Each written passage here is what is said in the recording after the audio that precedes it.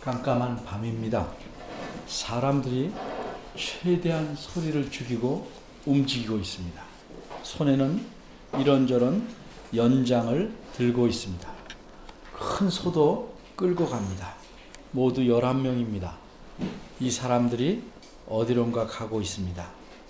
그 중에 우두머리격이 되는 사람이 익숙하게 다른 사람들을 이끌어 갑니다. 어떻게 깜깜한 밤에 이렇게 익숙하게 움직일 수 있는가? 그들이 가는 곳은 이른바 그 우두머리의 집 뒷마당이기 때문입니다. 그러니 익숙할 수밖에 없습니다. 사람들을 이끌고 가서 무엇인가를 때려 부숩니다. 이런 행동을 한 사람의 이름은 기드온입니다. 따라서 오늘은 본문에서 4가지를 생각해 보려고 합니다. 첫째, 기드온은 왜 이렇게 행동하였는가? 둘째, 하나님은 왜 이렇게 말씀하셨는가? 세 번째, 기드온의 행동의 결과는 무엇인가? 네 번째, 본문은 우리와 어떻게 연관되는가? 첫째입니다. 기드온은 왜 이렇게 행동하였는가? 기드온이 사람들을 이끌고 간 곳에는 신에게 드리는 제사 드리는 제단이 있었습니다. 그 집안 사람들뿐만 아니라 그 마을 사람들 모두가 모여서 바알이라는 신에게 제사를 드리는 제단입니다. 이 제단의 크기는 얼마나 되었을까? 유물과 유적을 통해서 옛사람들의 생활이나 문화 따위를 연구하는 학문을 고고학이라고 합니다. 이 고고학을 연구하는 학자들이 발굴한 것에 따르면 일반적으로 이 시대에 이런 제단은 폭이 약 8m. 우리 교회당 이쪽에서 여기가 8m입니다. 약 8m 되고 높이가 1.5m 된답니다. 제 키만 합니다. 조금 커요, 제가. 일단 제 키만 합니다. 그러니까 매우 큰 제단입니다. 또한 이것은 돌과 진흙을 잘 결합해서 튼튼하게 쌓아놓은 제단이라고 합니다. 이 제단으로 기드온이 사람들을 데리고 간 것입니다.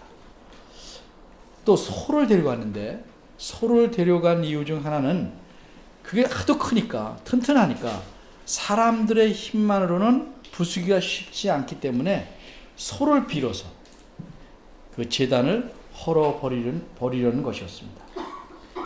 또 기드온과 함께 간 사람들은 그 제단 곁에 있던 그 여신을 상징하는 나무 기둥도 찍어버렸습니다.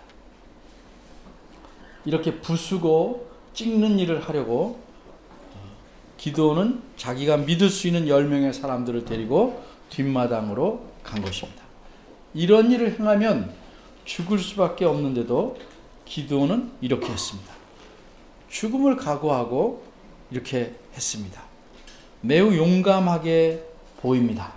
사사기 6장 12절에 보면 여호와의 사자가 나타나서 기드온에게 큰 용사여 라고 불렀는데 이렇게 기드온이 용감하기 때문인가 라고 보입니다. 그런데 27절 후반전 말씀이 없었다면 그렇게 볼 수밖에 없는데 27절 후반절 말씀에서 기드온이 어떤 사람인지 들통이 납니다. 어째서 기드온은 환한 낮이 아니고 깜깜한 밤에 가서 제단을 부수었는가? 27절 후반절은 이렇게 알려줍니다. 그 아버지의 가족과 자기 집안 사람들과 그 성읍 사람들을 두려워하기 때문에 이 일을 감히 환한 낮에 행하지 못하고 밤에 행하였다. 그다지 용감하지도 못한 사람이 또 이런 일을 행하면 무서운 결과가 있을 줄 알면서도 도대체 기드온은 왜 이런 일을 행하였을까? 아무리 그것이 바알의 제단이라 할지라도 자기 가족뿐만 아니라 온 마을 사람들이 제사를 드리는 제단인데 아버지의 허락도 없이 아버지가 세운 제단을 부숴버릴 수 있을까? 여태까지 그렇게 제사를 지내고 살아왔는데 왜 갑자기 그 제단을 부숴버렸을까? 도대체 왜 그랬을까? 그 이유는 무엇일까? 답은 27절에서 알 수 있습니다. 27절 상반절은 이렇게 말씀합니다. 기드온이 종 열을 데리고 여호와의 말씀하신 대로 행하되, 여호와의 말씀하신 대로 행하되. 따라서 기드온이 이렇게 바알의 제단과 아세라 여신의 나무를 찍은 일을 한 것은 여호와께서 그렇게 하라고 말씀하셨기 때문입니다. 한마디로 여호와 하나님의 말씀에 따라서 그렇게 한 겁니다. 그럼 이제 두 번째 문제를 생각해 보겠습니다. 어째서 하나님은 그렇게 하라고 말씀하셨는가? 다 부숴버리라고 말씀하셨는가?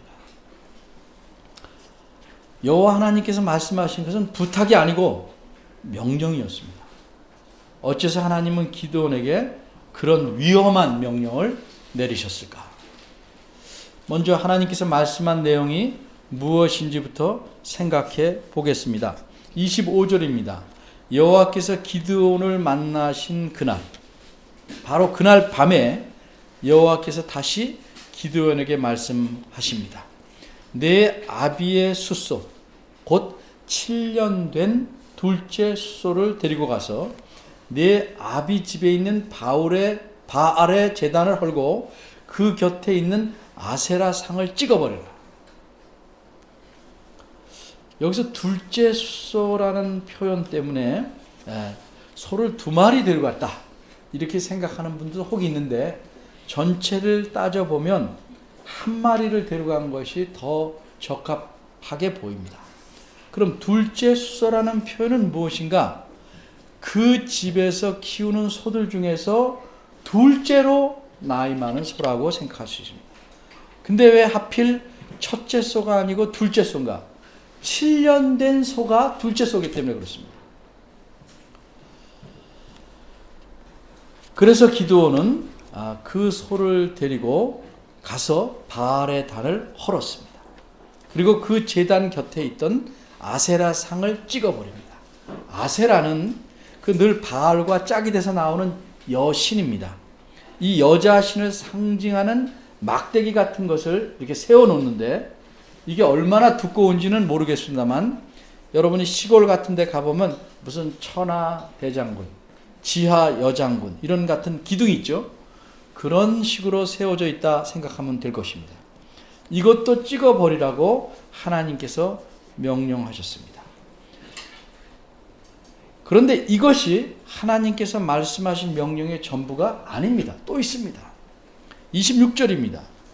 또 견고한 성 위에 내 하나님 여호와를 위하여 규례대로 제단을 쌓고 그 둘째 수소를 취하여 내가 찍은 아세라 나무로 번제를 드릴지니라. 무슨 뜻입니까? 조금 설명하겠습니다. 학자들은 생각하기를 기드온의 집 뒤에 산 꼭대기에는 적군들이 쳐들어오면 가서 숨을 수 있는, 크지는 않지만 튼튼한 요새가 있을 것이라고 봅니다. 그때 사람들은 적들이 오면 숨으려고 산 위에다가 구멍을 내서 동굴을 파거나 요새를 지었습니다. 그래서 견고한 성이란 말은 바로 그런 요새를 가리키는 겁니다. 이곳에다가 여호와께서 제물을 드릴 제단을 쌓으라고 말씀한 겁니다. 그런데 제단을 내 마음대로 쌓지 말고 규례대로, 즉 성경 말씀에서 가르친 대로 쌓으라고 하십니다. 근데 제단을 쌓으면 제물을 드려야 하는데, 이 제물로는 무엇을 사용합니까? 조금 전에 바알의 제단을 부수는 데 사용했고, 또 쪼개버린 아세라 그 나무 기둥을 이 높은 곳까지 끌고 올라온 둘째 수소를 사용합니다.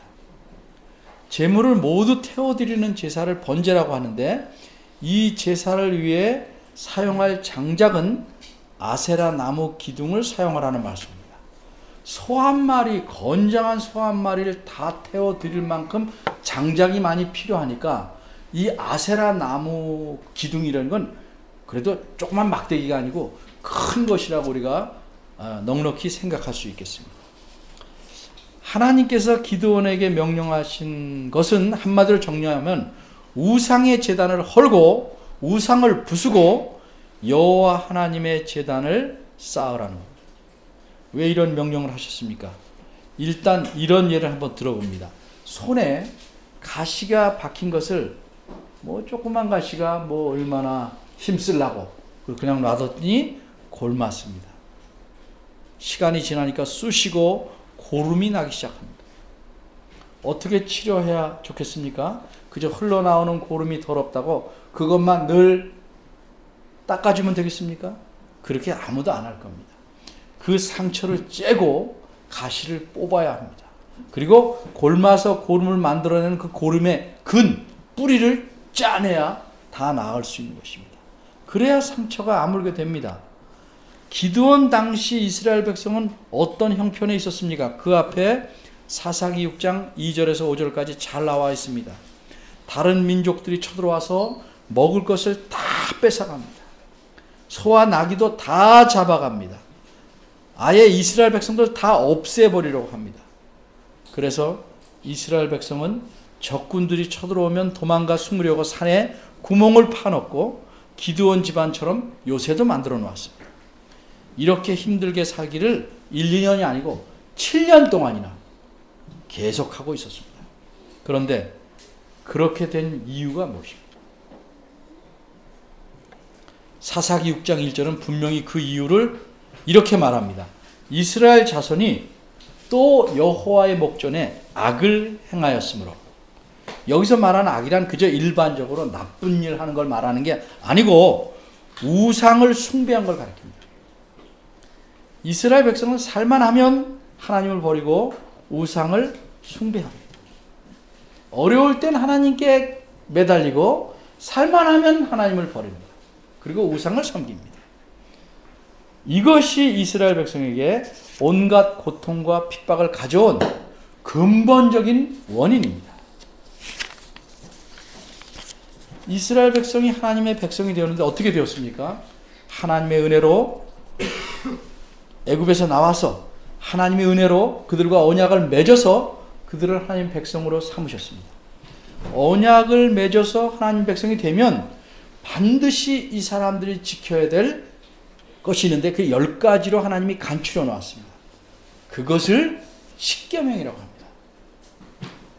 근데 그 중에서 가장 중요한 것이 첫 번째 계명인데 여러분이 다 아시다시피 너는 나 외에는 다른 신들을 내게 있게 말지니라. 다른 신을 섬기지 말라는 겁니다. 하나님만을 신으로 섬겨야 한다는 말씀입니다. 그래서 하나님은 이스라엘 백성이 광야를 지나서 가나안 땅에 들어가기 전에 이렇게 아주 당부하셨습니다.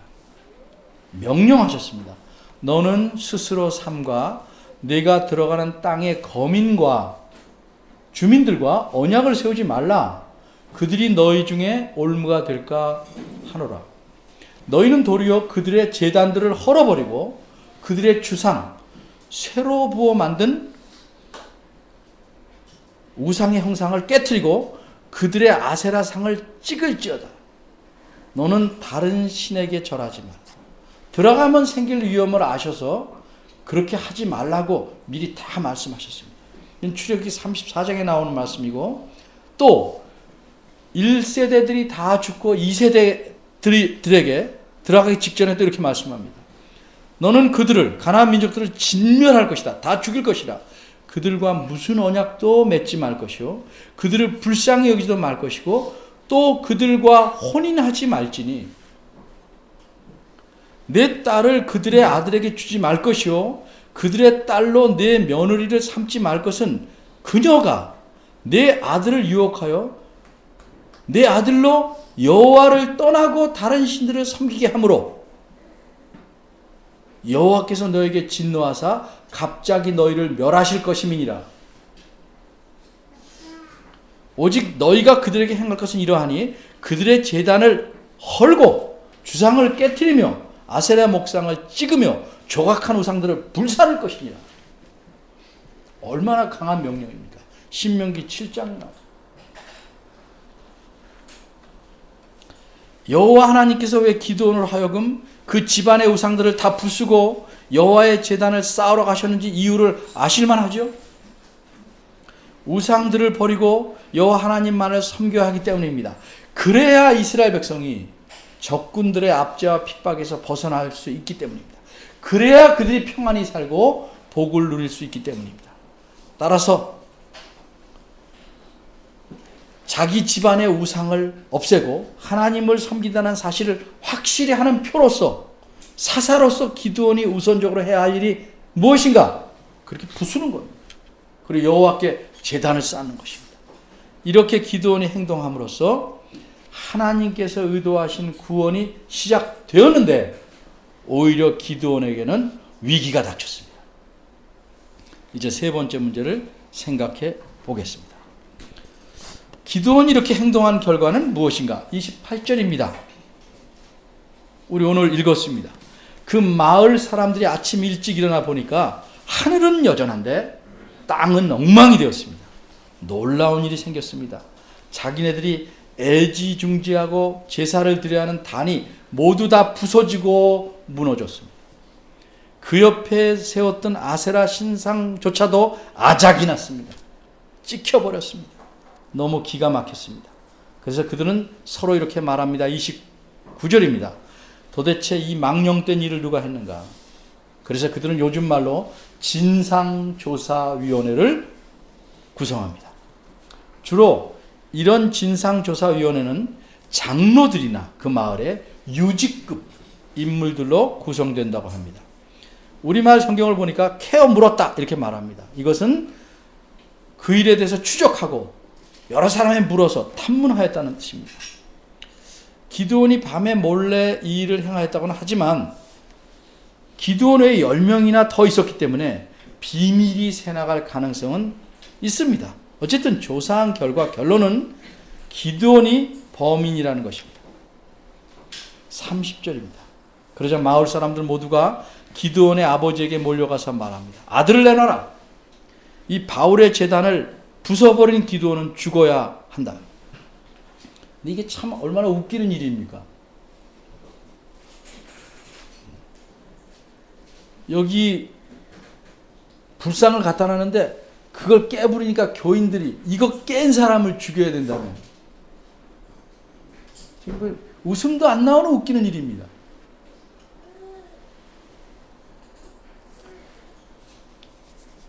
적반하장이죠. 바울의 단을 부숴버린 기드온이 죽어야 한다면 하나님을 버리고 바알을 섬긴 그들은 어떻게 되어야 마땅하겠습니까? 그만큼 그 당시 하나님의 백성이라는 사람들과 그들이 모여 사는 사회는 썩었습니다. 하나님을 내 동댕이 친 사회입니다. 정말 죽어야 마땅한 사람들은 그 사람들인데 오히려 그들이 가서 바알의 단을 회파한 부숴버린 기드온을 죽여야 하니 내놓으라고 말합니다. 31절입니다. 근데 여긴 우리가 예상치 못했던 아주 놀라운 장면을 보게 됩니다. 기드온의 아버지 때문입니다. 그는 이제까지 어떤 사람입니까? 자기 집안에 바알의 제단을 쌓아놓고 아세라 목상을 세워서 바알을 섬기게 한 주동자입니다. 그런데 그가 나서서 아들의 행동을 옹호합니다. 아들의 행동을 보고 이 기회에 내 잘못을 뉘우치고 하나님을 잘 섬기자 이렇게 결심한 것인지 알 수 없습니다. 분명하게 드러난 사실은 자기 자식을 죽으라고 내놓기는 싫어서 아들의 편에 선 아버지 모습입니다. 기드온의 아버지 요아스는 말합니다. 근데 이 요아스가 정말 아마 이 사람 평생에 한 번, 아마 그 시대에 처음으로 역사에 오래오래 남을, 성경에도 남아있잖아요. 명언을 말합니다. 그의 명언이 무엇입니까? 너희들이 사람인 주제에 감히 바알신을 변호하겠느냐? 너희가 사람인 주제에 너희가 바알을 대신해서 싸우고 바알을 구원하겠느냐? 이렇게 말합니다. 어느 시대든 그 당시뿐만 아니라 오늘날도 앞으로도 신이 사람을 위해 변호도 하고 구원하는 것이죠. 거꾸로 사람이 신을 위해서 변호하거나 구원한 거 아닙니다. 그러면 사람이 신이지. 따라서 요아스의 핵심은 너희들이 바알을 변호하고 구원하려고 나선다면 그것은 신의 권위와 위엄을 무시하고 오히려 신에게 모욕을 하는 것이다. 마치 어른들이 싸우는데 아주 조그만 아이들이 나서서 아버지 편을 막 든다면 그거 웃기는 일이죠. 근데 더 웃기고 가소로운 일은 사람이 신을 변호하려는 겁니다. 그래서 신을 건져내려는 겁니다. 그러니 바알 스스로 나서게 하라는 겁니다. 그리고 나서는 아주 확실한 못을 박습니다. 내 아들을 죽이려는 자는 내가 죽이겠다.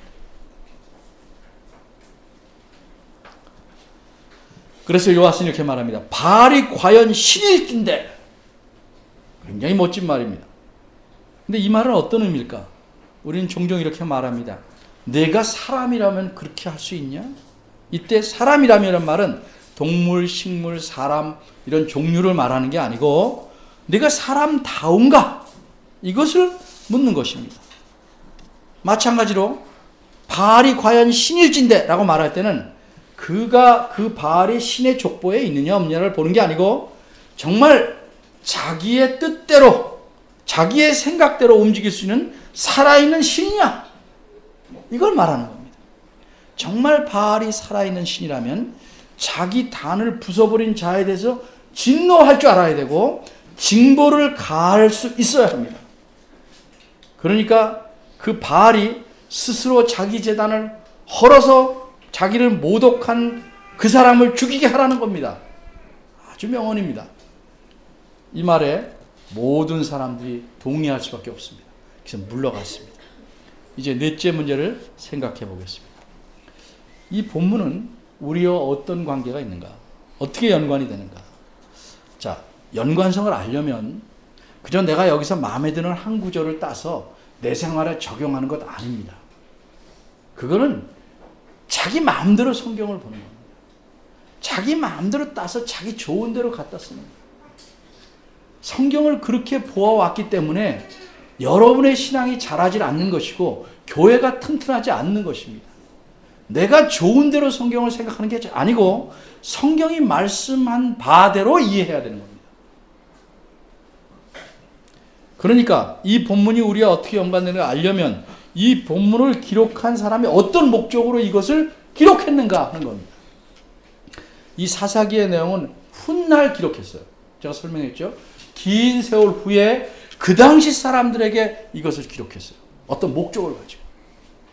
그리고 그렇게 기록한 목적이 알맞기 때문에 이것을 성경에 넣어서 다시 우리에게 그 목적에 따라 읽으라고 기록해 놓은 겁니다. 따라서 본문을 기록한 목적을 알아야 이 본문이 우리와 어떻게 연관이 있는지를 알 수 있습니다. 뭐 하나님의 백성이라고 할지라도 좀 현대말로 바꾸자면 명색은 크리스찬이라고 할지라도 우상을 섬기는 사람은 결국 하나님을 버린 자입니다. 이런 사람들이 모인 사회, 이런 사람들이 모인 교회에서는 하나님 말씀대로 행동하는 것이 오히려 위험합니다.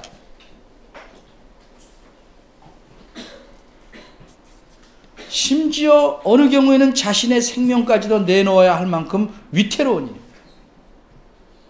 그런데 어쨌든 기드온은 살아났습니다. 바알 신을 섬기던 바알 신자인 아버지를 통해서 하나님은 기드온을 살려내셨습니다. 뿐만 아니라 기드온은 명예로운 별명까지도 얻습니다. 32절입니다. 기드온은 그날 이후로 여룹바알이라는 별명을 갖게 됩니다. 이것은 바알로 하여금 스스로 자신을 위해서 싸우게 하라 하는 뜻입니다. 근데 이 표현을 기드온에게 갖다 붙였습니다. 왜 이 표현이 기드온에게 와서 붙었을까? 예를 듭니다. 어떤 사람이 자기한테 이렇게 해코지를 하면 당장 반응을 안 보이고 참으면서 하는 말이 두고 보자. 가만히 안 있겠다. 이렇게 합니다. 근데 또 다른 사람이 그 사람에게 또 해코지를 합니다. 그러니까 이 사람이 하는 말이 또 두고 보자. 가만히 안 있겠다 합니다. 근데 시간이 지나도 아무것도 하지 않고 계속 두고 보자. 가만히 안 있겠다만 말합니다. 그러면 그 사람의 별명이 무엇이 되겠습니까? 사람들은 그를 비꼬고 조롱하는 의미에서 두고 보자 라고 할 수 있을 것입니다. 그래서 아마 두고 보자는 놈 무섭지 않더라 하는 말이 거기서 나온지도 모르겠습니다. 여룹바알이라는 별명도 그런 의미에서, 바알을 비꼬는 의미에서 기드온에게 붙여진 겁니다. 두고 보자. 스스로를 위해서 뭘 어떻게 바알이 하나 보자 했더니 아무것도 못해요. 33절 이후에도 여전히 기드온은 살아있습니다. 오래오래 살고 장수했습니다. 바알은 아무것도 하지 않았습니다. 진노하지 못했습니다. 왜 그랬을까요? 바알이 참 착한 신이라 너그러워서 그랬습니까? 아닙니다. 바알은 신이 아닙니다. 헛바람입니다. 자기를 모욕한 자에게 진노하지도 못하는 것이 어떻게 신일 수 있겠습니까? 진노할 줄 모르는 신은 신이 아닙니다. 왜? 공의가 없기 때문입니다. 자신의 명예를 지킬 줄 모르기 때문입니다. 사람도 사람다우면 공의가 있는 것이고 자기의 명예가 손상을 당하면 분노하게 마련이고 그 명예를 지키기 위해서 무엇인가 바르게 하려고 애를 씁니다. 하물며 신은. 근데 바알은 아무것도 할 줄 모릅니다. 왜? 신이 아님을 스스로 입증해버린 겁니다.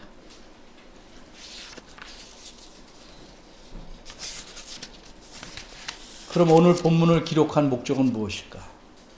이 본문을 처음 이거 읽는 이스라엘 그 사람들에게 의도한 것이 무엇일까? 그것은 언제나 여호와 하나님은 어떤 분인가? 혹은 어떤 것을 원하시는가? 하는 것을 보여주려는 것입니다.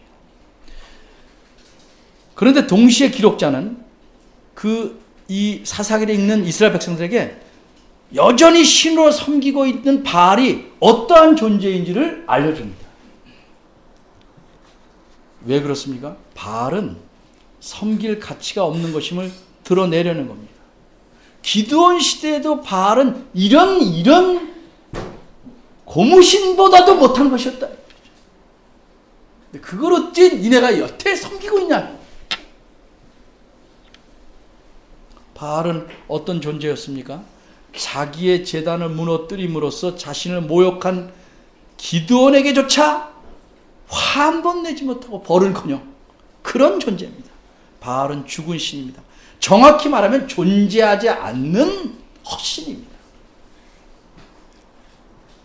그러기에 살아계신 하나님께서는 자기 백성들에게 그런 존재하지도 않는 헛것을 섬기지 말고 오직 살아있는 나 여호와를 섬기기를 원합니다. 이것을 가르쳐 주려는 겁니다. 그래야 그들이 하나님과 더불어 평안한 삶과 복을 누릴 수 있기 때문에. 그래서 이 본문을 기록한 겁니다. 그런데 이스라엘 나라의 역사를 우리가 뒤에서 쭉 살펴보면 이스라엘은 어떻게 됐습니까? 계속 하나님을 버리고 바알과 우상들을 섬기고 결국은 모두 다 멸망하고 말았습니다.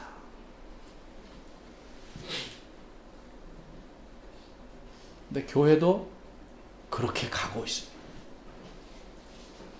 우린 늘 현실적으로 두 가지를 가지고 선택하는 삶을 살아가야 합니다. 하나님만을 계속 섬길 것인가? 아니면 하나님을 잠깐 버리고 망하는 길로 갈 것인가? 우리는 이스라엘 백성처럼 지리적으로 그 가나안 땅에 살진 않습니다. 가나안 민족들이 섬기던 바알은 더 이상 없습니다. 그런데 새로운 형태의 바알이 늘 우리가 살아가는 세상에 존재합니다. 그래서 우리는 늘 하나님 외에 이 새로운 모습으로 갖춘 바알을 섬기고 있지 않은가 살펴봐야 됩니다. 잘 살펴봐야 됩니다.